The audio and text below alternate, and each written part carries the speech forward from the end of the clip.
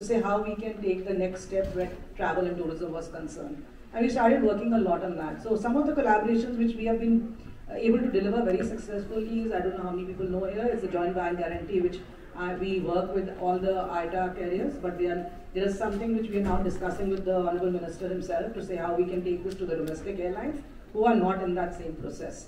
Of course, when we talk about sustainability, and I heard that from everyone, the main thing which I talk about collaboration is, we need to disseminate our whatever we are doing to the general consumer and to the travel agent.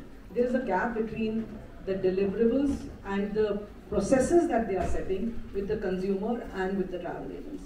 So there is a huge gap which needs to be covered there, because I understand that Emirates is doing very well, Etihad is doing very well, Cathay, and so is the Bangalore airport and other airports. But how much is it driven to the consumer to say what virtual, what seamless travel is something that needs to be educated and put into the processes or the travel agents as an industry, which is not being done.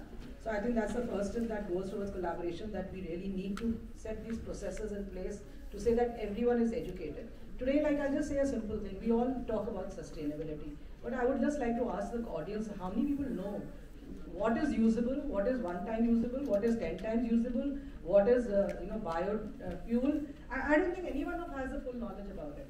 And that's something I had a meeting yesterday only with the Minister of Tourism, and we were talking about this, that how do we disseminate this into the entire environment, because that's the crux of sustainability. We talk about sustainability, like Kamal said just now, it's a fashionable word, but how much are we really carrying it forward to educate our members or to the industry is a big question.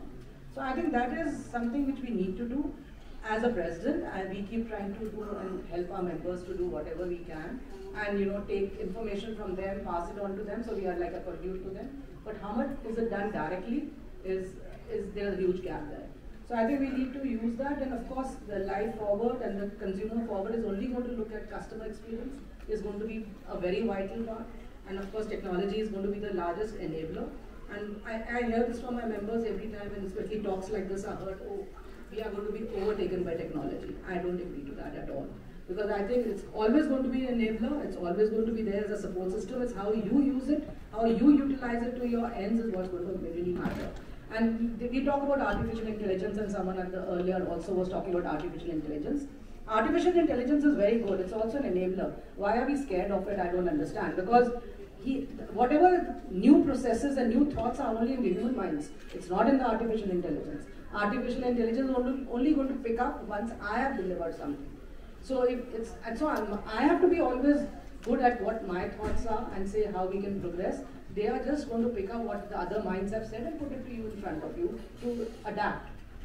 So that's the end limit of the artificial intelligence and technology. Rest, everything needs to come from the travel agent, from the airline themselves, from the tourism destinations, and we've seen the demographics have totally changed. And that's what we've been able to collaborate with our members to say how we can collaborate together to build destinations, which we are. We are building rural destinations, and the moment we pick up on more rural destinations, there are 230 airports announced domestically by 2040 or 2030. So they are going to be under utilization then. That's the only way that's going to be utilized. So the tourism, sustainability and collaboration with aviation needs to be on one railway track to move forward. I think that's the only way we can collaborate. Great. Well, thanks a lot. And I think there's a lot of takeaways from what you're saying. But I see, what you're very clearly saying, collaboration needs a lot of commitment. So I think that's a given. And also communication, you brought it very clearly. I think it needs to be all pervasive for people to kind of pick up that. And of course, a very important point, it has to be economically viable for all the players. So I think that's where kind of collaboration really works. And I like that point on where you said about artificial intelligence. So the human mind will still have the ability to produce fresh ideas. AI is still taking old ideas, kind of putting it together and presenting you. So I think that's a great way of putting it. But thank you so much, Michael. I will skip you for a moment because I'm conscious of the time. I have another round of questions, but I would like to just place a couple of questions to the audience. And maybe we will take a couple, or we'll see how it goes. But we'll not take very long, because I'm told lunch is also ready. So we'll just take maybe quickly if anybody has questions for the panel. So yes, your hand was up, and then after you. So first the gentleman at the back, and then we'll come to you. Actually.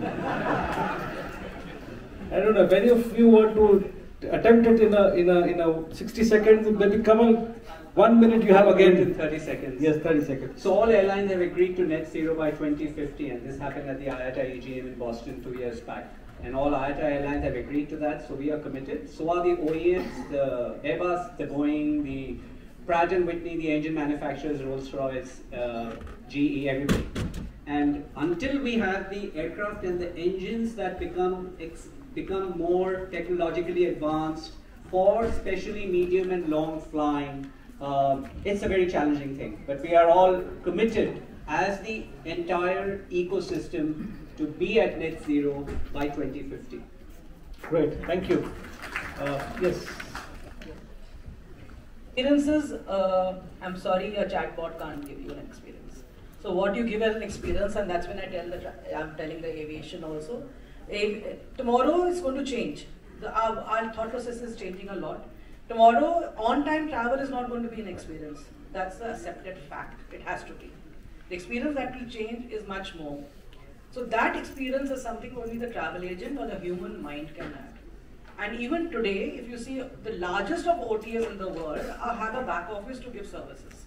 Okay? So that service is again, which is driving, basically you are the ones driving that service. So I think there are a lot of things that come into giving experiences and going beyond that and connect that extra mile for your passenger. Because just doing a booking is not going to be there. Post-COVID, we've seen the demographics have totally changed from a traveler. He's not looking at only buying a ticket or booking a hotel. It's the in-between experience that he's wanting, a seamless